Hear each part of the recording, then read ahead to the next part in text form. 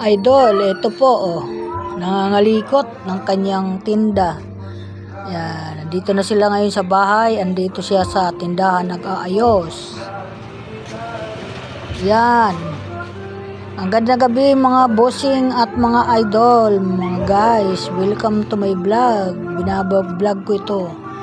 Asawa ko, nag-aayos siya ng paninda niya. Dumating sila hapon na, ginabi sila.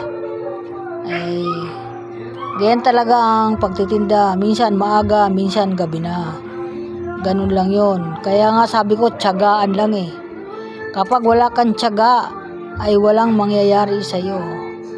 Ay siya, matanda nang nagtsatsaga. Baka sakaling yumaman pa. Naghangad pa siyang yumaman kung kailan tumanda. Yan, ganyan mga bossing. Diba?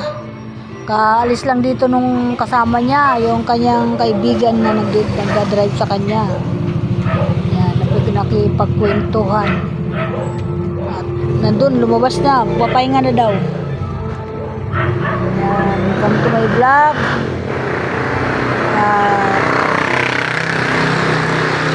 Hindi naman daw sila na zero. Mayroon naman sila pinaghatian. Yan, di ba? Kasi nagtiyaga sila mag-ikot. Kaya may pinaghatian.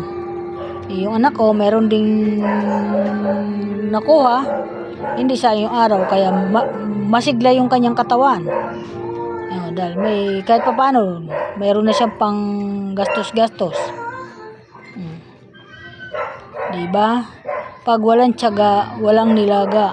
Oh. Tama. Kaya welcome to my vlog. Magandang gabi po. Gabi na po. Yung plastic to. Doktor mo lang. Plastic. Ha? Asin po. Asin meron.